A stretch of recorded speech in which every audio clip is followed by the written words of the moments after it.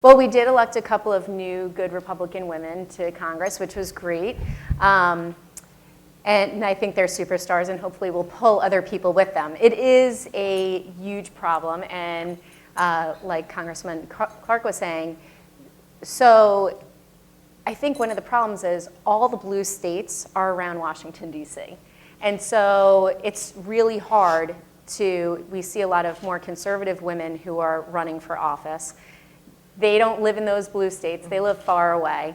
The women who are around the blue states have to compete against other really good, strong women who may not have many different views than they have. It's very difficult to get a conservative from Massachusetts to win anything, let alone to become a congresswoman from the state.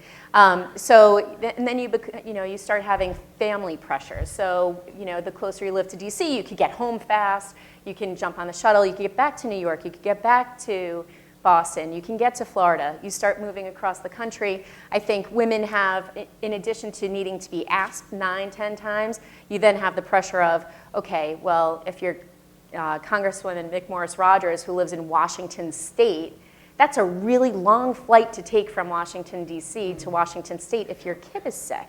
And you can move them around when they're small, but as they get older, you can't do that. So I think that's one of the problems. I think another problem is, really, I mean, we're the grand old party. We have had a lot of men in leadership.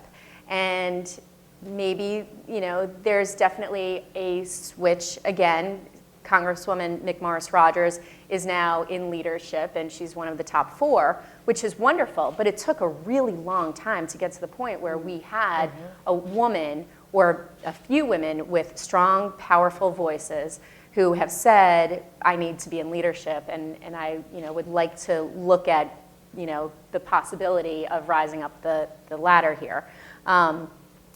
Also, the National Party had been headed by a lot of men that weren't really accommodating to other women, and it was always a male chairman and a female vice chair.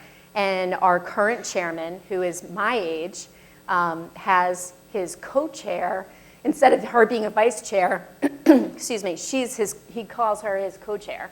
And so she's out there speaking just as much as he is. And so I think you will see a change. Rome wasn't built in a day. It will take a little while for it to happen.